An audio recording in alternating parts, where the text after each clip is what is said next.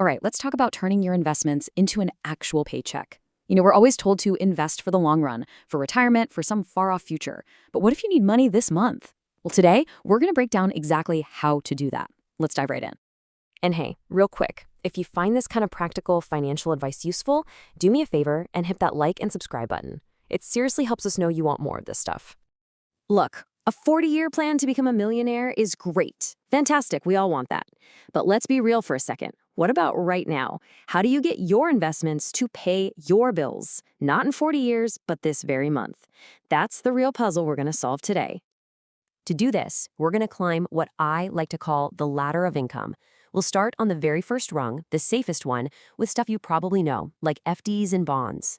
Then we'll step up to physical assets, like real estate. And finally, we'll take on the big one, the stock market. So let's start climbing. First things first, we're on the safe ground. This is our foundation. These are the most stable, most predictable ways to generate some income.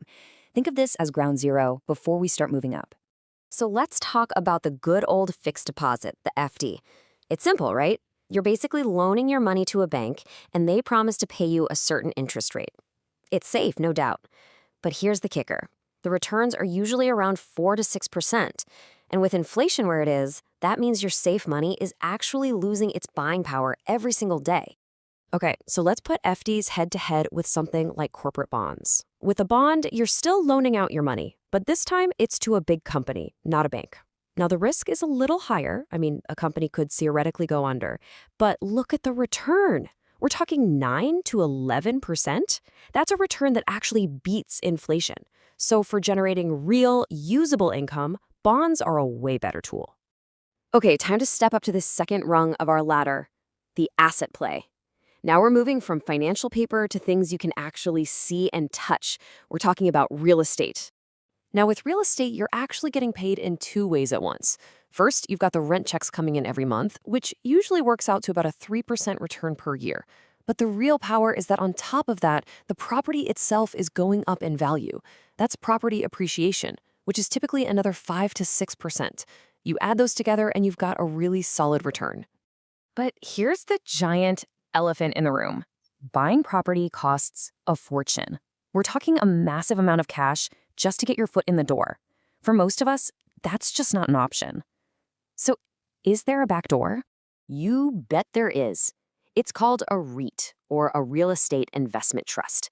Think of it like a mutual fund, but instead of stocks, it owns a bunch of buildings, office parks, malls, apartments. You can buy a share in this company and you get to collect your slice of all that rental income in the form of dividends without having to buy a whole building yourself. It's a game changer. All right, let's head up to the highest rung on our ladder, the market ride. This is the stock market. This is where the potential returns are the biggest. But, as you know, so are the risks. And the real challenge is trying to pull a steady, reliable paycheck out of something that can be so incredibly unpredictable. The main tool for this is called a systematic withdrawal plan, or SWP. It's literally the reverse of an SIP. Instead of putting money in every month, you set it up to take a fixed amount out. It's basically you paying yourself a salary from your investments. Sounds perfect, right? Well, not so fast. Because there is one giant, glaring problem. The market goes up, but it also goes down. It's volatile. So what on earth happens to your paycheck when the market decides to take a nosedive? And this right here shows the hidden danger. Let's say you need 1,000 rupees. If your fund is trading at 10 rupees a unit, you sell 100 units. Easy. But what happens if the market drops and the price falls to 9 rupees? Well, to get that same 1,000 rupees, you now have to sell 111 units. See the problem? You are forced to sell more of your asset when the price is low. You're eating into your capital way faster and at the worst possible time. So if FDIs are too slow, real estate is too expensive, and the stock market is too risky to rely on for a paycheck, what's left? This leads us to a really powerful idea. Maybe the best returns, the most reliable ones, don't come from any of these markets at all. And that brings us to the very top of the ladder, the final and by far the most powerful investment we can possibly make. The most powerful investment journey starts with the person you see in the mirror. It's about taking a calculated risk, not on a stock, but on yourself. It means taking some money and buying a course, getting certified, learning a new skill, buying the books.